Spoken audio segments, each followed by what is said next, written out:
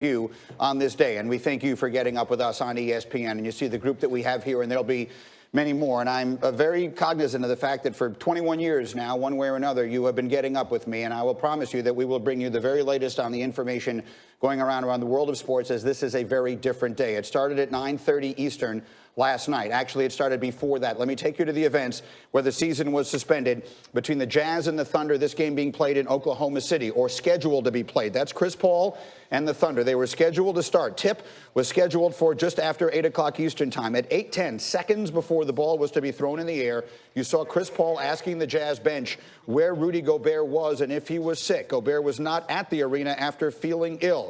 And then just 4 minutes later, this announcement was made. Tonight has been postponed. You are all safe.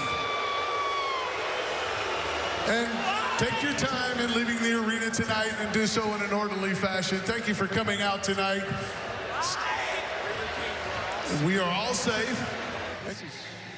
Despite the understandable frustration that you heard in the initial reaction from the fans did leave in an orderly fashion. There did not seem to be any issues there. And as they did, with the word that Rudy Gobert had tested positive for the coronavirus, the court was roped off, workers spraying down seats. The Thunder players were allowed to leave the arena about 2 hours later. It was 5 hours after 2:10 in the morning when the Utah players finally left the arena. At 9:30 Eastern last night, the NBA released a statement. Quote, the NBA announced that a player on the Utah Jazz has preliminarily tested positive for COVID-19. The test result was reported shortly prior to the tip-off of tonight's game between the Jazz and the Oklahoma City Thunder at Chesapeake Energy Arena. At that time, tonight's game was canceled. The affected player was not in the arena. The NBA is suspending gameplay following the conclusion of tonight's schedule of games until further notice. The NBA will use this hiatus to determine next steps for moving forward in regard to the coronavirus pandemic. And we'll begin our coverage with Adrian Wojnarowski and Brian Windhorst, who are here, our NBA insiders. And Woj, I will start with you. How did the league arrive at this decision last night? Well, once Rudy Gobert had tested positive, and you knew at the very least you had a team in the Utah Jazz now that was going to have to be in self-containment. You can't play a schedule. And they knew that there were going to be players and other teams who had competed against him who had to be tested. And just hours before, Greeny, Adam Silver had been on a conference call with the Board of Governors, essentially his owners.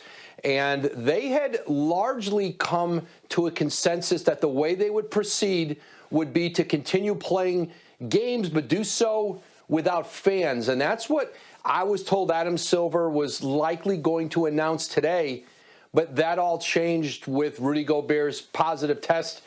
Almost immediately, Adam Silver made the decision to suspend play. And that's where the league is, as of this morning, on hiatus.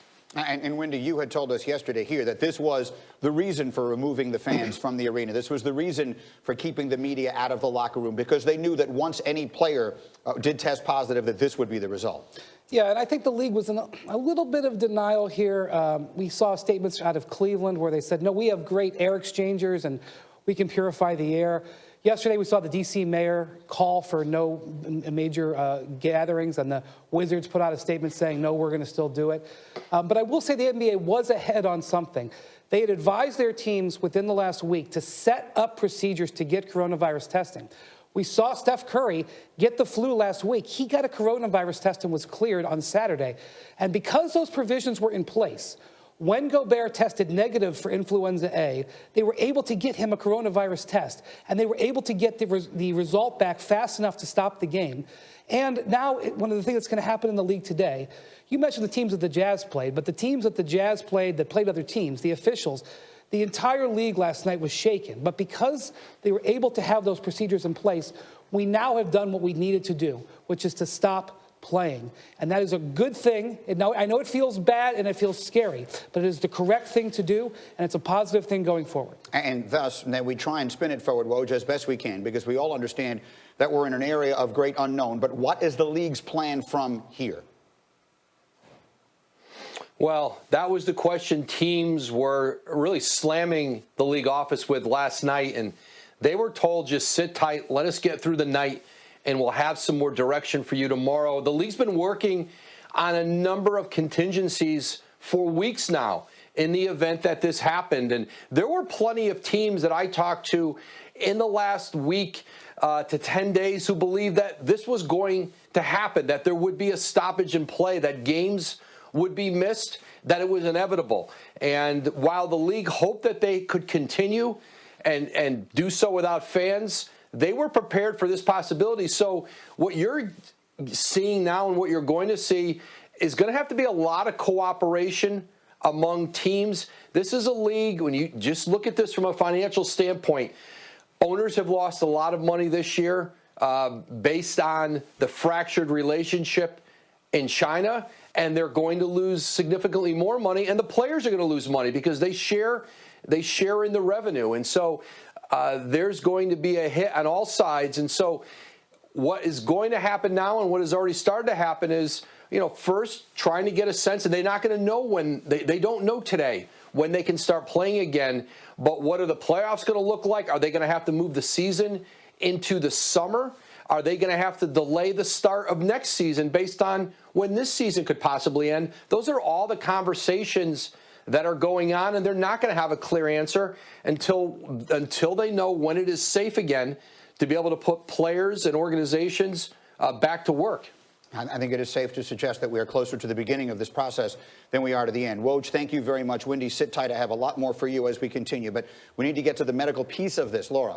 Yeah, as Woj reported yesterday, Jazz center Rudy Gobert tested positive for coronavirus on Monday. You see it right there. After speaking with the media, Gobert purposefully touched reporter microphones and recorders before leaving the podium table. So just to show the impact of Gobert's positive COVID-19 test, the Jazz have played 6 games in March, all in different cities: Cleveland, New York, Boston, Detroit, Salt Lake City, and Oklahoma City. If you factor in the teams they played and then the subsequent teams they played, all 30 teams have come in contact with someone who played with or against Rudy Gobert. We are joined now by Dr. Jennifer Ashton, who serves as the chief medical correspondent for ABC News. And let's begin, Dr. Ashton, with the Rudy Gobert news. How concerned should the NBA be about other players getting coronavirus now that Gobert has tested positive?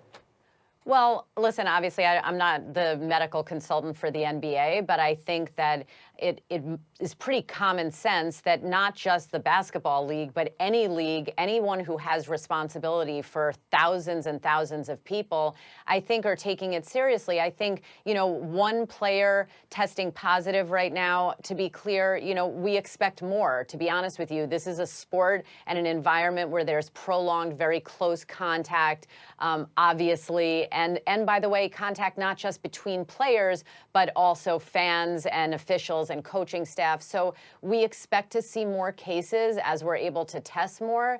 But I think aggressive measures that enforce basic common sense social distancing are really important now, not just for the individual community, but for a broader community and our population in general.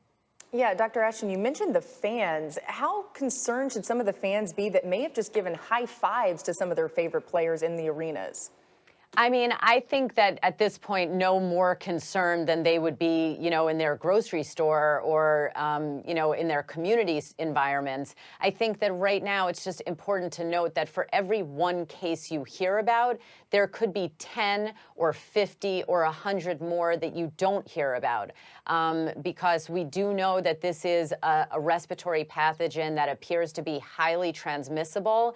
And there are some people who will be infected that don't even have symptoms or have such mild symptoms that they never seek medical attention and testing. So I think, this is just an example, a high-profile example of how this is spreading in this country. And for people who think that, reports have been overhyped or actions have been overhyped, in medicine and science, we always have to err on the side of caution. And since we don't know a lot of history on this virus because it is so new, I think that's why you're seeing such aggressive measures being taken out of an abundance of caution. Excellent perspective, Dr. Jennifer Ashton, chief medical correspondent for ABC News. Thanks for joining us. Thanks.